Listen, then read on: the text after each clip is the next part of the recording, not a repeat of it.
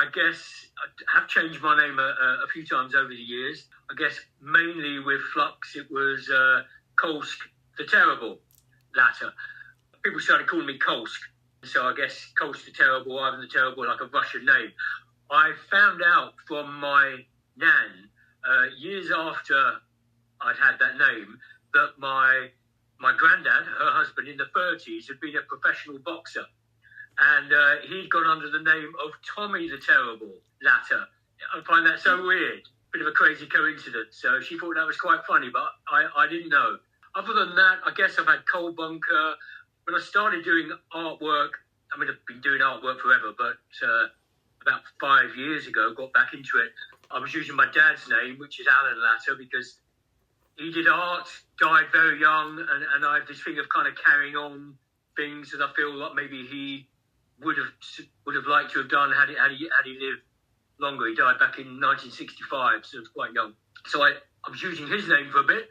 Then it got a bit confusing when people started to realise I was Colsk from Flux, but you're Alan and all the rest of it. So I'm pretty much just using Colin Latter now and keeping it simple. But some people call me Colsk, and I like that because it makes me feel like that's where they know me from. Yeah, I feel I need to start back to, I think, when my dad died. I was 4, and 1965. I don't feel I've got a memory of him. I've got a lot of photos, a lot of invented memories. My mum suggests that she's not quite sure of if they're true, so I feel maybe that's a thing that you do. You kind of pick up a bit of information somewhere and imagine something may have happened. But I feel not having a dad from the age of 4 must have had a big effect on me. My mum remarried a couple of years later. He wasn't, and isn't, I think he's still alive, they're divorced now. He was not a nice person, a real violent, horrible person. I've gone from not having a dad to then someone, I can't say he replaced him because I don't see him as a replacement, and then having to put up with 10 years of him, which took me through till sort of 1978, 79. And I've heard from other people that when punk arrived in 76, 77, that a lot of people went for it and recognised something in it, because it's almost a way of joining a family.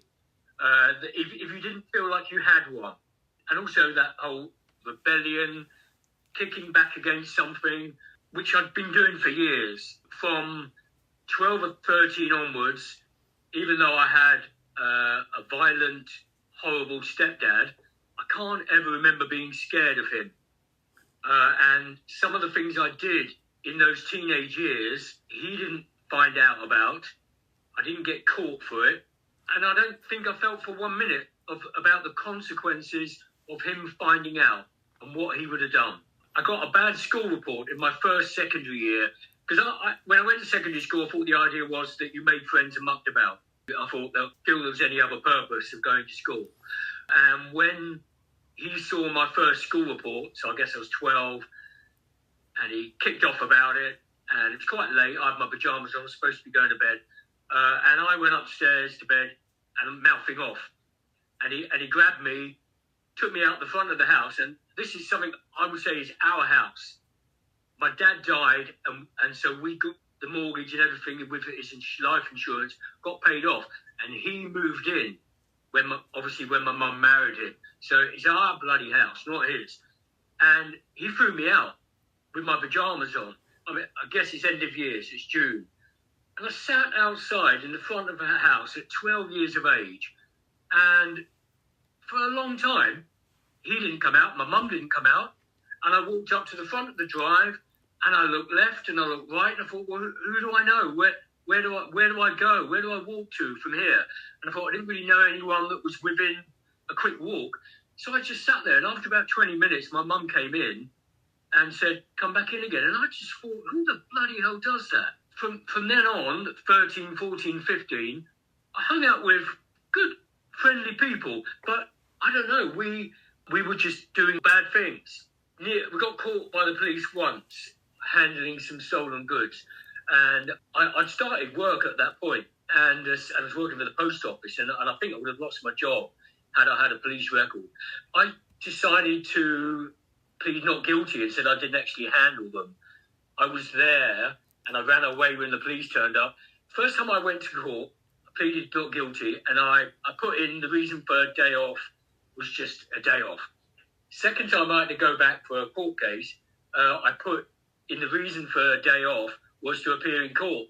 And as soon as they heard that, took me up to the 10th floor, the office there, and they said, this isn't good.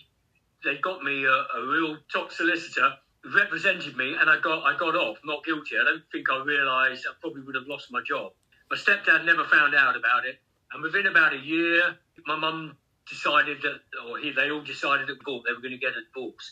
I moved back to just with a house with my mum and my brother. And I decided from that point on, I would never be unhappy again. Not necessarily always true, but I thought I got rid of him. I saw him once since. He's from an effing dodgy family. To give them a bit of a background, and maybe him, I'm not excusing him, is that he grew up in just outside of Glasgow, obviously in the 40s and 50s. When they got married up there. We used to go up there, and it was effing poor. You didn't see it in the South in the same way. So I get that he probably, being the eldest kid, and his mum was in and out of mental institutes, and his dad was an alcoholic, probably just disappeared. And probably at 14, he was looking after the kids, robbing money out the meters and everything else. So I guess when he took on someone else's family, because, my mum had 2 kids, my sister was 2 years older than me, we were 8 and 10, everything seemed fine until they got married. And it's as if you switched a button in the guy. He just totally changed. And so I grew up with a lot of violence, and I reckon that when you were at gigs in the more 79 onwards, crass gigs, a lot of skinheads coming, a lot of all that sort of National Front stuff, most gigs there was trouble, or there was a sense there was going to be trouble. And I hated it, but I can't say I wasn't bothered by it, but it didn't affect me in a way that it may have affected others. To me, it seemed quite normal. It wasn't shocking. So if we were at a gig, I remember Conway Hall in Holborn, I think at one point they said there was a busload of football supporting fascists were turning up to smash the place up. And you were just there watching crass, waiting for it, and I can't ever remember feeling like it was good, bad, or whatever. To me, I think growing up with violence as being normal through your teenage years, it didn't shock me to see it at gigs, but I hated it. And whenever we were at gigs and it was mainly skinheads would start, it used to, it never bothered me to just kind of wade in. I'm no size whatsoever. It just needed to be dealt with. We weren't, like a lot of others in Flux as well, we weren't prepared just to hide away. And we kind of dealt with it. But a bad time, really, but that was the feeling of those gigs, as you may remember. But it's strange because you wonder why were they there, that it wasn't their gig. I remember we played, do you remember, it's quite a well-known zigzag that we did with Crass, Dirt, at a time when, I'm not sure around the country, but in London, it seemed like you no longer played in an ordinary venue. We didn't used to anyway, but the whole squat venue thing came up, and the Zigzag one was really organised really well. But I guess it was a great gig, but my point is that the same skinhead trouble turned up, and where the idea was with the Zigzag, we left the hall exactly in the same way we found it, so no mess or anything. The skinheads that were there had different idea, and they trashed a lot of it at the end. There was a lot of trouble everywhere, wasn't there? I mean, the bikers riot at the Stonehenge gig we did in 1980. I don't know, I'm a bit out of that scene now. I just presume that things have calmed down a bit at gigs, and that sort of thing just doesn't go on. And I wonder, it was nice at the time. Do you remember we had all the kind of tribes? You always belonged to something, and maybe we needed that then. And in a way, maybe that's why occasionally there was friction. First music I probably got into, first band I really liked was Hawkwind. So I was kind of, punk hadn't arrived yet, so I'm looking for something a bit hippie, like everyone. Deep Purple, Led Zeppelin, I did like those kind of big rock bands. But as soon as punk came along, of course, there weren't many bands on records. You had early albums like the Damned album. I loved the first Roxy Club albums, the compilation, first one and second, which to me sounded like the punk I imagined of 1977 at that time. Bands like Wire, The Adverts, and people like that. And I was lucky because working in London, my nan and granddad lived in Clerkenwell, around there. They had a flat, one of those Peabody estate things. And because trouble had been at home with my stepdad, my mum suggested that I go and stay with them. Which was a good move, really. She didn't tell me at the time why, but it was a good idea because I worked in London anyway.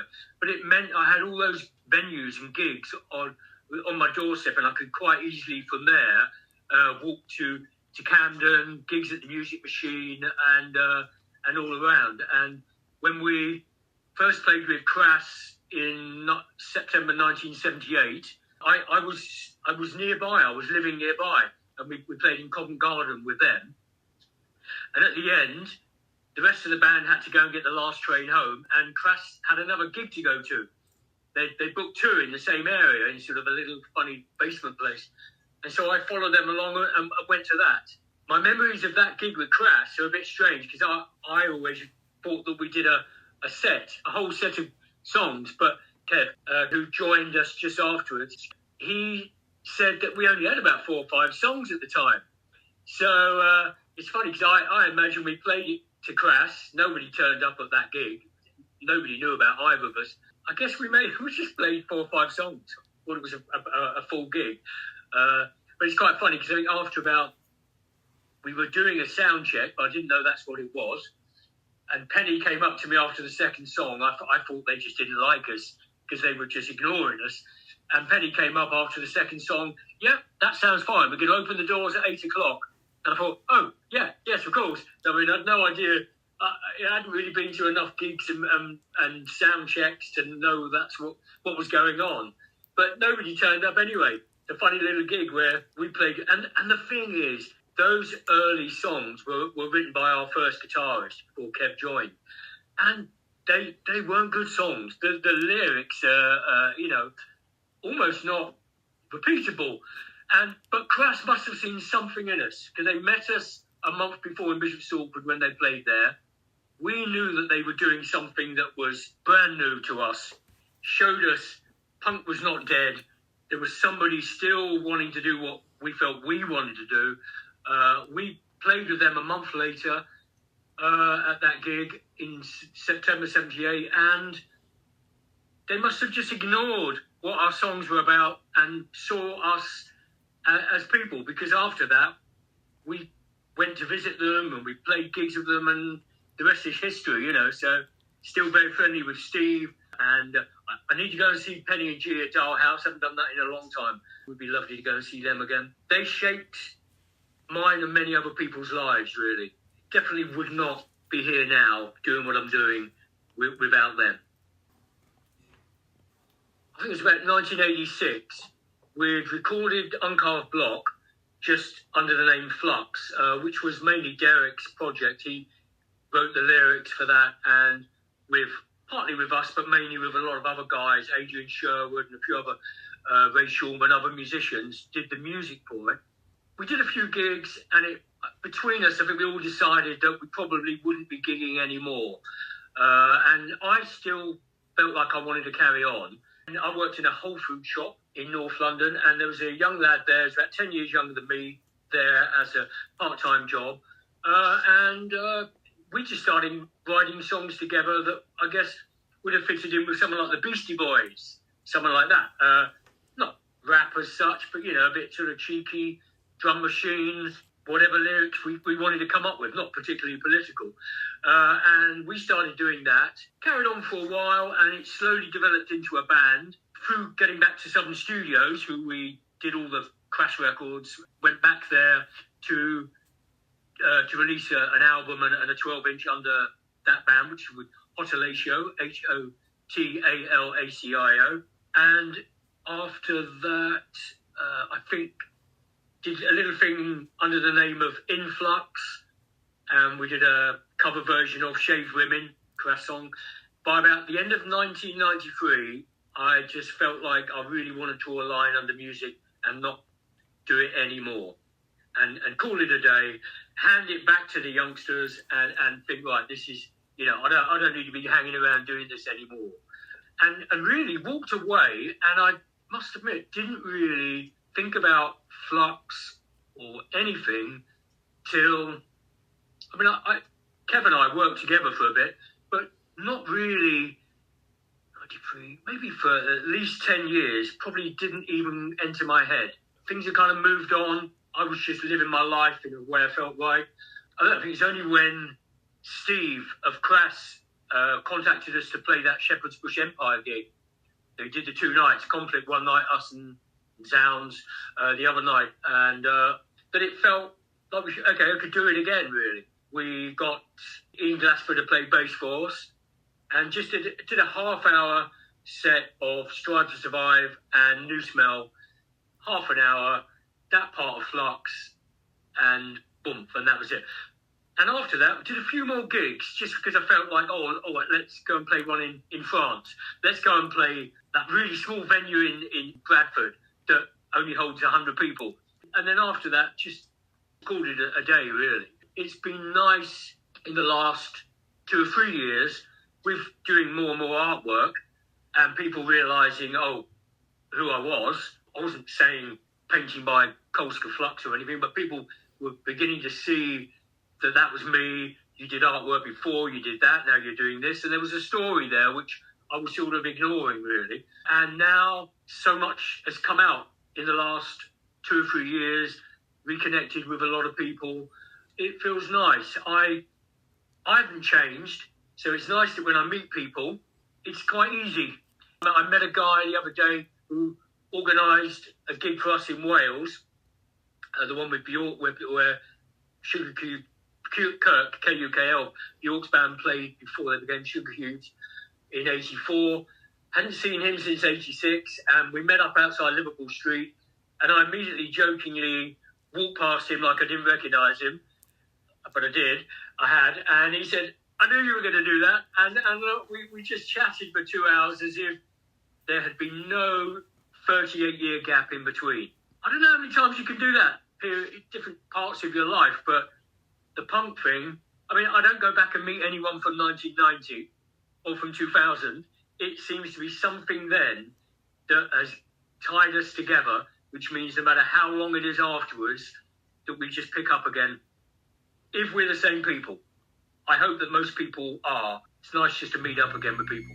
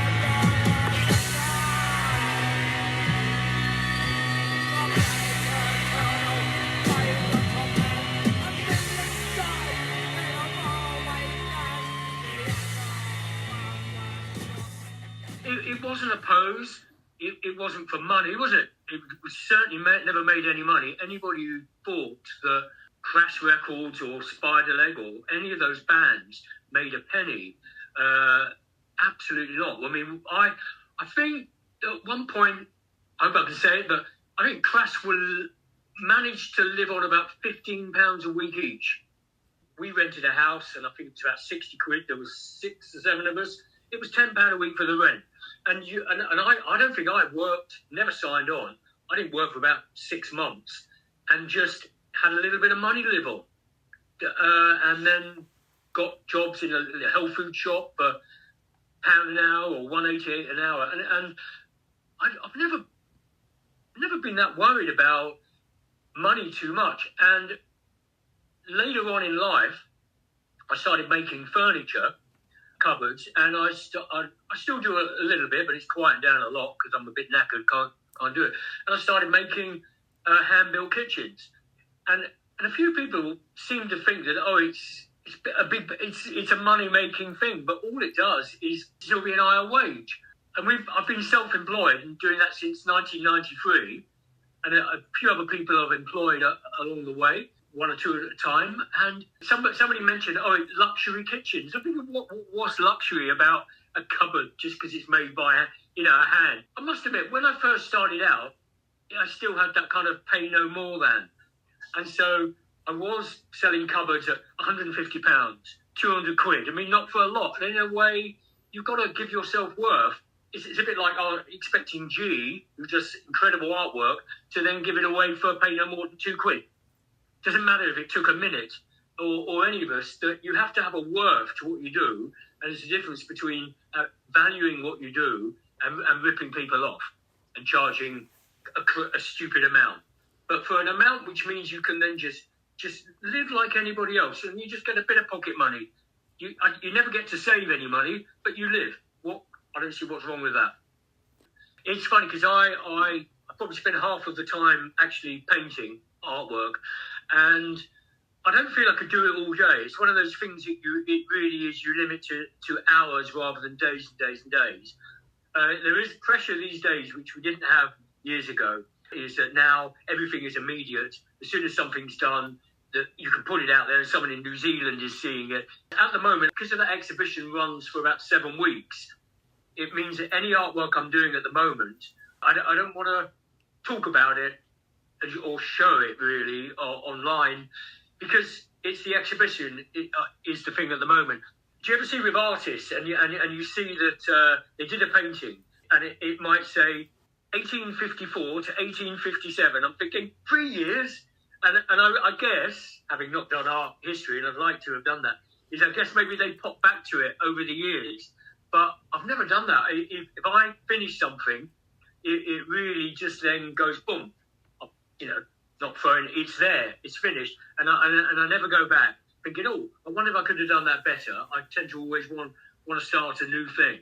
And if you follow my artwork, I kind of do get into a little bit of I get pulled into maybe doing the old tubes, the old art tubes, which I inherited a lot from my dad. So there's probably a link there. And now, as you know, typewriters. I had an old typewriter in my studio for years, and every time I've looked at it, I thought, that needs painting. But I thought, all those keys, that looks too difficult, and I never did it.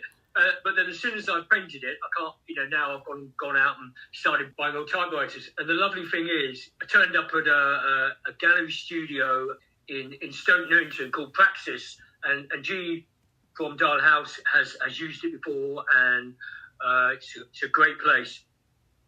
And I went along there. They had an exhibition on protest and design, I think it's called.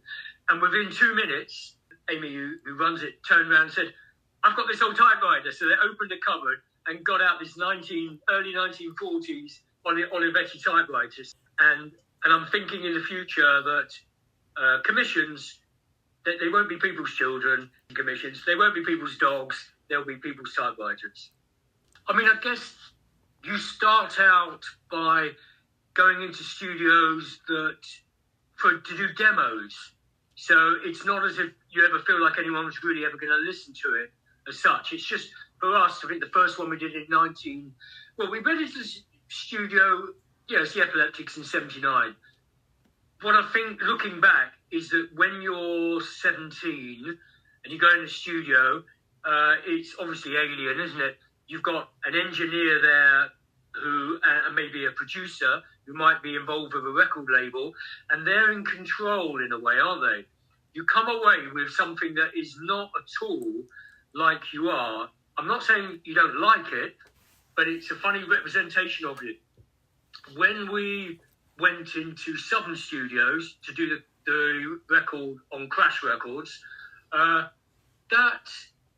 was good. I mean, I think it was about a week in there. That was different, really, because you're with Penny, who was producing it, there to help us. John Loader, who ran Southern Studios. There was no worry that they were going to change our sound. That was good, and it was also I've been up to London many times. My nan and granddad lived there, and it was nice being in that part of North London as well. So it felt like when you left the studio, you felt good about being there. The thing about studios is that they've changed. Each time we did a record, you got into a new way of doing things. At one point, we started using only studios during the night because they'd be a bit cheaper. So you would come in at about 12 o'clock at night and work through till 8 in the morning, which is a bit, it's a kind of bit of a weird experience. And I guess in a way technology came in a bit later, didn't it, with doing looping and sampling, so in a way, I think the first time we came across sampling was that the drum snare wasn't, I don't know what record it was, the drum snare wasn't quite right. So we put the right drum snare in and then got it to trigger the sound. In a way, that's without thinking, well, that's what sampling became. Just triggering, really. I think the first, I've effing loved feedback. I mean, I just think it's uncontrollable. And I'm just going to flip to my artwork. Currently, at the moment, that's what I'm doing with the artwork, is that I do a basic picture.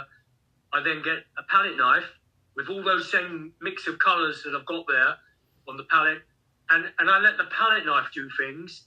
And then I go along with lines with a flat palette knife. And you never know whether you're going to leave a mark or not. And it's almost like I hear people say it's not painting, it's mark making. And it's exactly what it is. And who can control feedback? You might if you're an absolute guitar god. But, I don't know. We'd heard it first through Sid, who's in Rebella Ballet, was our drummer for a while and was our drummer on New Smell, the Crash Records. And he came in one day and played us Rima Rima, 12-inch. And they had a song called Feedback Song.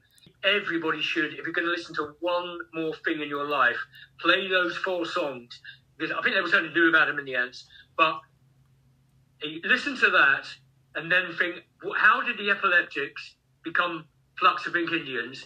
And then you'll see that song is the bridge.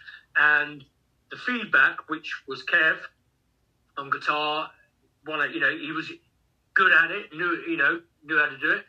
And it's something that we didn't really use much on New Smell, I don't think. There's a bit of it, isn't there, on the B-side, in between the 2 songs. I like the way it just almost, Kev used to do it, you can hold down the strings, and every time you take your fingers off a little bit, it's as if the feedback would bleed through your fingers.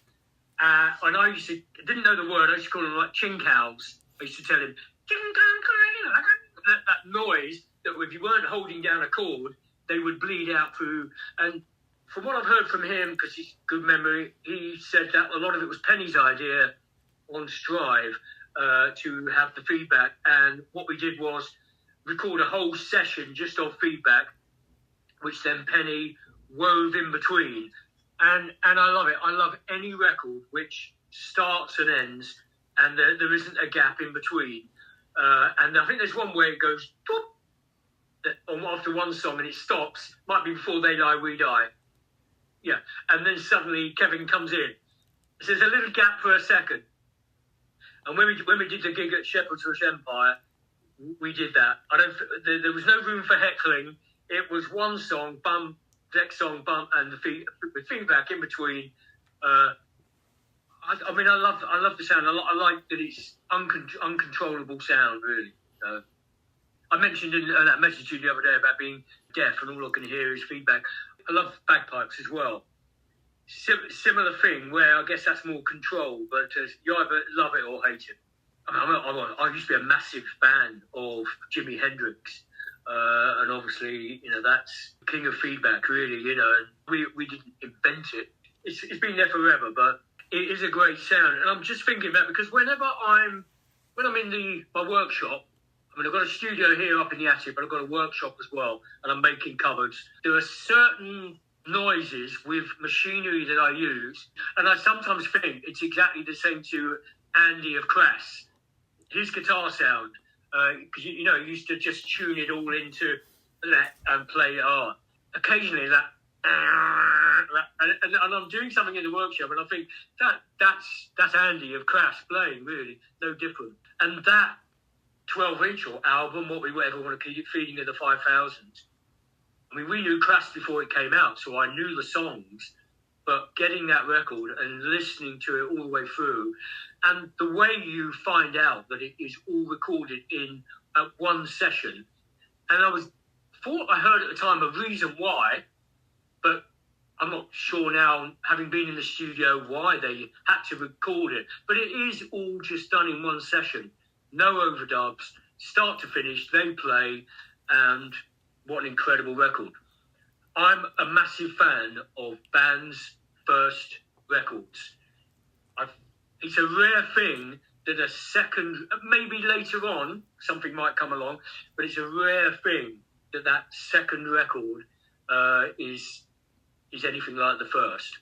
In a way, you could say that a first album is made up of songs that have taken years to put together. The second album is normally months or a year, and you've got to go back in the studio. And I'm not knocking Crass, because look at our bloody albums. I'm wondering whether Stations of Crass, I'd have to listen to it again and think, okay, how many songs on there stand up to Feeding?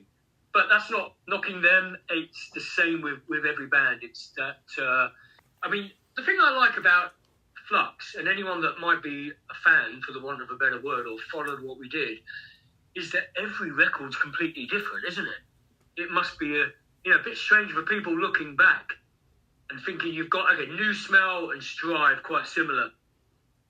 Fucking Cunts, supposed to be just a 4-track EP. In the end, we just threw every song that we had written and made it up, and it ended up as a double album. And then Uncalf Block, which is mainly Derek. You'd almost not see a connection between the bands there, really. But I quite like that. I like periods. In a way, artwork can be like that, can't it? It's a bit like Picasso, They can almost forget what they've done and reinvent themselves. Not always easy or possible. But, I mean, to be honest, just quickly saying, not that I'm going to be going on stage anytime soon, but if I did, it would be, again, just New Smell and Strive. But there's a little bit of me that thinks, I'm sure there's a track or two off of Fucking Cunts that could probably needs to be heard, and I wonder whether enough people didn't really give that album enough of a hearing. I listened to it a few months ago, and I reckon there are 2 or 3 songs in there which I think, had they just been an EP, they weren't necessarily the ones that were going to be the EP, but were good. A lot of it may be made up on the spot.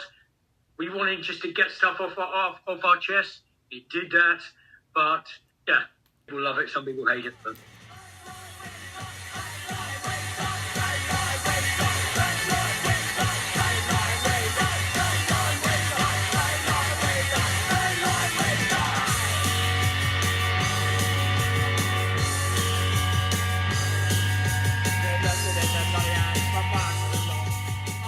But being on tour, I mean, at times it could be hard work because we never had beds to sleep in. You always were just on people's floors. But a lot of, I think, if you look at the majority of our gigs, they weren't actually part of a tour. I mean, we would play Sheffield or Cleaton Moor, so you're talking up in Cumbria. We would hire a van down in Bishop Stortford or London, drive all the way up, play the gig, and then drive all the way back and put the van back as if we'd only been around the corner. And I think they must have been a bit shocked to see that we'd probably put 1,000 miles on the clock. Ever tour with Crass, they were mainly just one-off gigs they would ask us to come on and do. And in 1984, we did organise that tour with Kirk, KUKL, and DMV and Chumbawamba. And that was about 7, 8 gigs. We did the London one first, and then Wales, and then onwards. And a lot of people have memories of all that tour. They went to all the gigs, so it's quite nice connecting with people that won those gigs. But that particular one, we borrowed a coach. It was impossible to drive, and only one guy that knew how to drive it was driving it. He needed a break on the way home one day, on the way back, so we had to actually keep driving down the motorway. Derek swapped positions with him while driving so he could carry on, because it was impossible to get the clutch right or something. Another one that's quite funny, I guess, is when we were playing with Crass and we pulled over at a service station. It's quite a well-known story that Waxwork Dummies were there who had slagged off Crass in one of their records. And Crass said to us, you could see bands. You knew when a band was on tour in a service station. They said, who's that lot? And I said, it's Special Duties or Waxwork Dummies. I can't remember. We'd played with them before, so we knew them. And when we said who they were, they went, and we all went and sat by them. And they looked like they were in trouble or whatever. And, another little story, I think we were up in Scotland and someone went out and got some soup, vegetable soup. We were all eating it with bread or whatever. That's the sort of thing we would eat, no wonder we were all so skinny back then. And somebody said, we were all going, this is lovely. Wow, this is really nice. And then, of course, someone then went and had a look at the ingredients. And they said, it's got meat products in it. And half of us, I think I was one of them, I went, too late, never mind. And I think someone must have said, no wonder it tastes as good. And the other half were, that's disgusting. Oh, my God, I'm going to be sick, So it's, being on tour was fun. You're meeting a lot of people. Good fun putting all the banners up. If you remember how it all looked. And setting up the stage. And I think I remember one gig we played in Devon. I think it might have been Crass, and it was upstairs. They were sound checking, or they weren't sound checking at the time, but I saw this policeman come upstairs in his uniform. And just as he came up the stairs, walked into the hall, Crass started sound checking, and he went, what? And he just turned round and he walked back down again, as if to classically say, nothing to see here. And he disappeared. But it's nice because you meet people now that remember little details of gigs, which I can't quite remember. I've recently met a guy who's now living in Canada, and he wrote about a gig we did, and I've never seen it anywhere else. It's in the book, little bits of paper.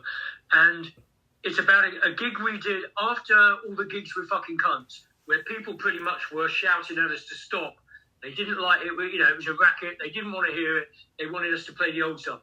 So we played a gig at the Glass House in Camden and decided to just play all of our old songs, but pretending they were rock ballads. And we all came on with sunglasses, shorts, no banners.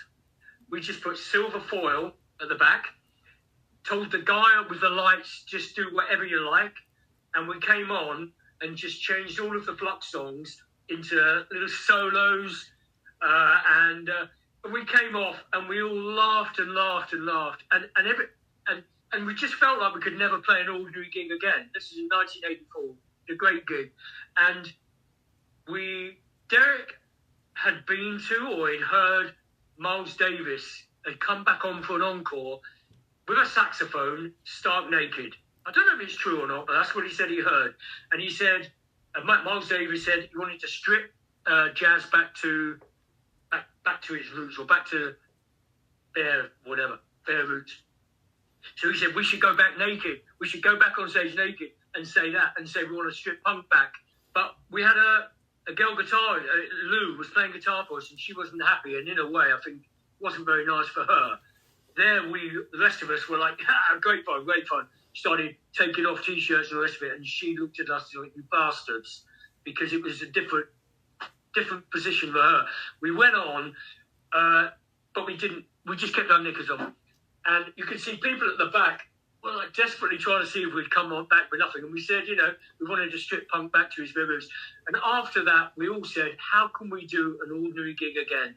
But we did. I think we did. Then that tour came off, so we did go and do it again. But we didn't do the whole fucking cunts only. You've got to listen to it. If you don't listen to it, then we're going to discuss X, Y, Z, and all those things that happened.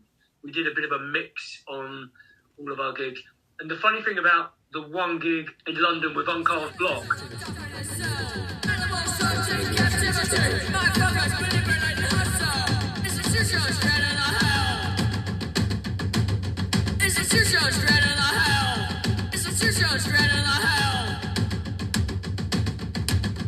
I'm imprisoned inside my head. Yulu, that was 1986. So it's only a year or two after sort of the punk records we'd made. Uncarved Block isn't particularly punk at all. And about 1,000 people were at the gig. And I can't remember there being punks there. And nobody asked for Tube Disaster. It was as if they could see the line was drawn. This is a different scene. And I guess people like Conflict, Chumbawamba, Subhumans were carrying on. But there were other things like Tackhead, Mutoid Waste System, and World Domination Enterprises that weren't in punk, but were, for me, carrying on sort of a punk ideal. And when Flux finished, that's the way I went, working with people from Tackhead and also a bit with Mutoid Waste. So I kind of left Flux, moved back to North London, and got more involved with that, really. Until I decided that I'd done enough. Comes a time. I mean, you're probably familiar with the spider leg head logo, which is a skull, which is me, and with spiky hair, which is a bit like the spiky hair I had at the time. And even though it's called Spider Leg Records, Spider Leg Head, looks like spider legs. I also used to put punk even after death as part of it, meaning that if you were punk, there are two parts. One is if you were punk, I can't see how you still aren't partly punk. And my other thing is that if you weren't punk, why weren't you punk? I don't get it. Speaking to someone recently, and they said, I hear you're involved in punk. Tell me more about it. I said, I was in a band called Flux of Pink Indians.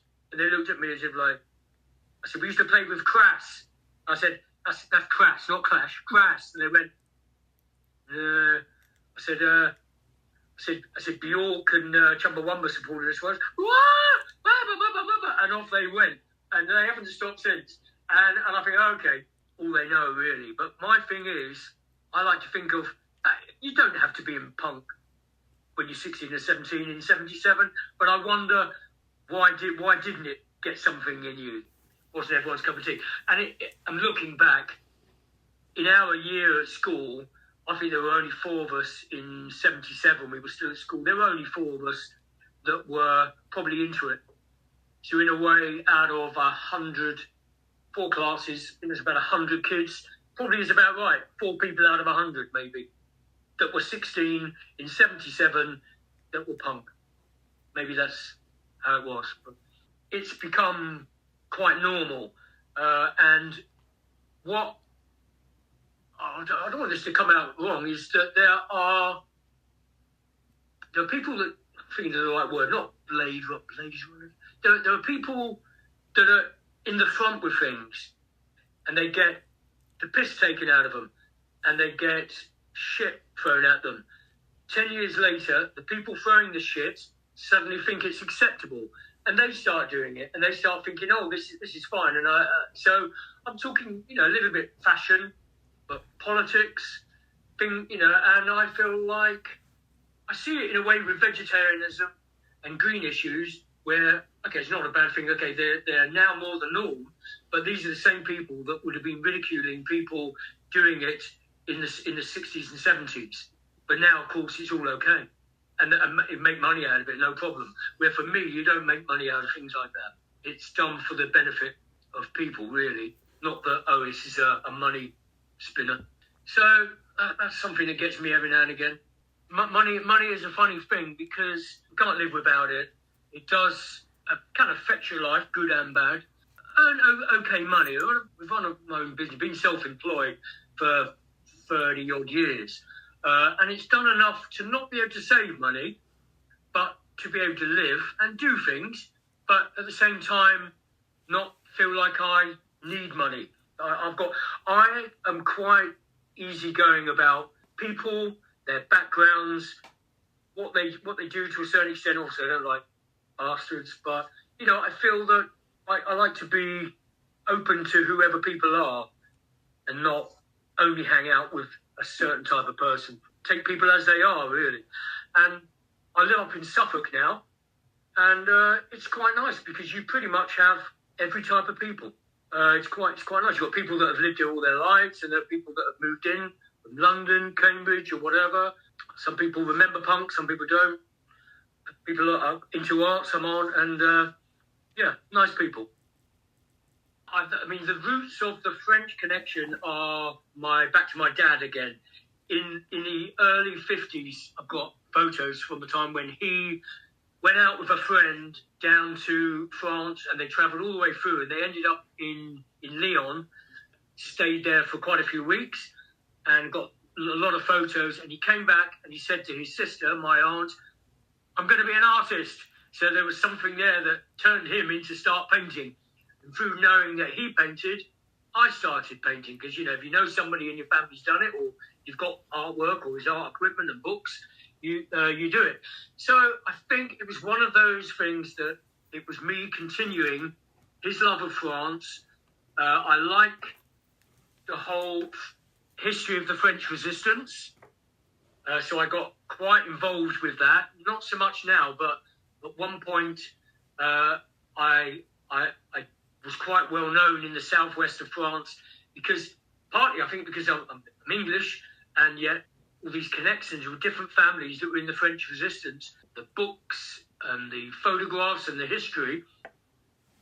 And so I've been quite active in that, commemorations and having a website and the history, pushing the history of the people in France, their experience in occupied France, and families that risked everything. So it was good meeting a lot of people. It was hard work at times. I mean, my French was good enough to meet people and chat. And I even did a live French radio interview at 5 o'clock in the morning, which is quite funny, not knowing what they were going to ask me. And then later in the day, met people that had heard it. And I thought, well, who was up at 5 o'clock in the morning? Didn't expect that. So met some lovely people. So that's the French connection via my dad, then getting involved in the history of French resistance, French art of the 50s and 60s, and now not so much. I still love 50s and 60s artists and artwork, and I'm sure that's because that's when my dad painted and stopped painting. It's a connection, it's a continuation of what he was doing, what I think he would have carried on doing had he not had the family and then not lived longer. But every now and again I have to stop myself and say, look, your life needs to be lived in whatever way you want as well. You don't have to live thinking I'm carrying on what he wants to do. You've got to do your own thing as well. So 10 years ago, I probably thought that I would end up in France, but this is definitely a Suffolk. The good thing I like about here is that it's not that far from London. I've got connections and still love North London quite a bit. I've got family there still. I think Suffolk is it now, yeah. I can't say I've been everywhere. I mean, I love France, I love Italy, but I'm saying I wouldn't go out and about abroad anymore, but I tend to really enjoy Suffolk and Norfolk. I think it offers a lot. I'm not really inspired to do Suffolk landscape paintings. So in a way, it doesn't inspire my painting as such, but it's just the feeling of the countryside and the coastline and the people is, yeah, can't see I'm going to move away from here. I think that going into detail is a whole other thing, but I feel it's quite good to let people know about my childhood, because people in punk wouldn't know anything about that. I'm sure none of Crass particularly knew anything about it, and it might just make people feel that that's what's behind the person, what drew me into it in the first place, and maybe the way I acted the way I did. And then punk obviously is a big thing. We wouldn't be, we're still talking about it now. I think the artwork is still so important, isn't it? And if you imagine all the fanzines, the typewriters, all that typing, the message, the songs, it's I don't care if it's happened before or happened again, but for me, it was I'm going to contradict it by saying it's a one-off, because for us it was, wasn't it? It doesn't need to have happened again. And maybe the components of the 70s that we'd all gone through meant it was the time for it, wasn't it? And in a way, Crass and Flux coming along a bit later was a different time to 76 and 77, but it was still a time when things needed to happen and to be done and to be said, for people to have beliefs and say how they felt and try and make a change. I think we all felt in the end that you couldn't change the world. I remember speaking to Penny about it. He felt that maybe we should all just go and live in the middle of France somewhere and stop trying to change people. And in a way, I feel I did. I've stopped trying to change people. But what I don't realise is that inspiration is a lovely thing. You can give it, and people were inspired and are inspired by what happened, and I get inspired by what people do. So these things happen subtly, really. It continues, doesn't it? So it would have been with the posters and early artwork. When it came to Crass Records, we handed in the artwork, and G did a lot of that sleeve is her artwork. Tony Moxon's photos, that picture of the me again, another self-portrait with the blanket there, with the poem and everything, that's mine. The fucking cunts artwork is Andy of Crass. He did that. He did all that artwork we used for the sleeve was when he was a student in the early 70s. So I did Anti-Sect, a bit of their artworks, and did album sleeve artwork, and then obviously when I had my own label, did a bit of my own. But it's mainly posters and all the arms we need. With the two boys, the Reaper of Death. It's almost stencil artwork, really, isn't it? So yeah, I used to love doing stencils. Cutting them all out. I just wish I'd kept them. Wish I'd kept posters, but haven't. Stenciling was a big thing. I like just to be able to make something and then it's just immediate artwork. Enjoy doing that. That whole thing was incredible, wasn't it? The artwork for Crass, the filming, the sound. How the hell did you come up with all that? And for it to have made an impression on us and will forever, well, that's no surprise. Somebody asked me recently, how do you feel about I guess Rebellion is the main one, the gigs where all different punk bands play together. And I said, I'm fine about it. I said, I wouldn't do it. I said, I still feel like I'm a bit of a purist, where I would want to see, for want of a better word, Crass bands or anarcho bands, because I just think they're so good together. I love Wire, the adverts, X-Ray Specs, but I don't necessarily want to see us all together. Maybe, I don't want to say it's Fiend when it's like that, but I think there are enough of those bands, I still feel like that would be how I would like it. What we were doing was a certain type of punk, and it needs to be together. But not in a themed way, but in a we all understand.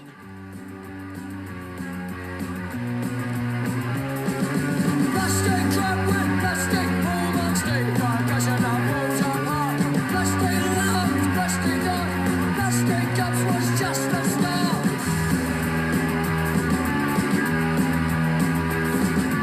1970s, having made it on cold. 1970s, having made it on cold.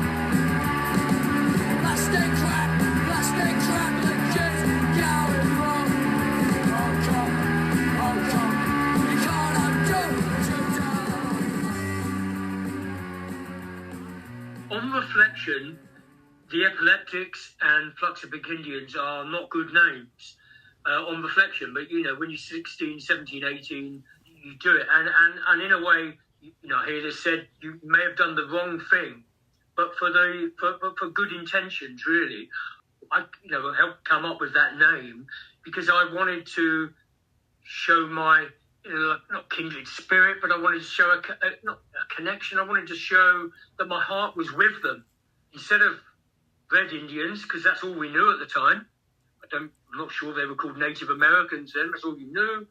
And I wanted to say, well, I'm a Pink Indian because I feel for you and your history and what's happened.